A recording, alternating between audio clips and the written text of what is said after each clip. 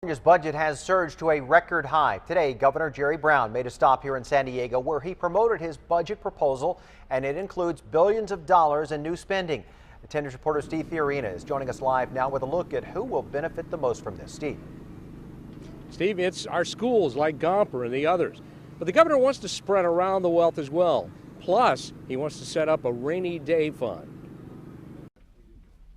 Governor Jerry Brown strode into the City Hall briefing room with charts and graphs and a plan he calls a prudent budget in light of a state economy that's dramatically improving.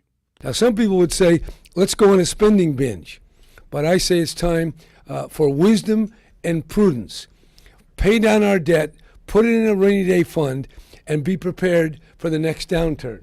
Governor Brown wants to pay down the $11 billion debt to school districts and local governments, part of what he calls the wall of debt, totaling $25 billion. Most of what you see on this chart for the last 10 years is red ink, deficit, borrowing, gimmicks, smoke and mirrors, accounting maneuvers. That's what I want to stop. A budget being well received by educators. I think it's a smart budget, and I think that paying down the deferrals, this wall of debt, particularly to our school districts, which has crippled our school district over the recent years, is very important. In-home caregivers and their clients aren't happy, though, and several converged on the City Hall lobby. Suzette Bradshaw needs round-the-clock care. Her dad told 10 News the governor's plan will hurt their family. Less services for Suzette. In-home supportive services just don't work 40 hours a week. They work 7 days a week. We've already endured an 8% cut, and now he's trying to cut the overtime pay. Meaning they have to find additional help, which includes an emotional cost.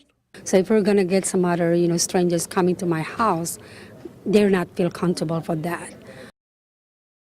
Governor's budget getting mixed reviews, as you might expect, including within the mind of one single county board member, the chair.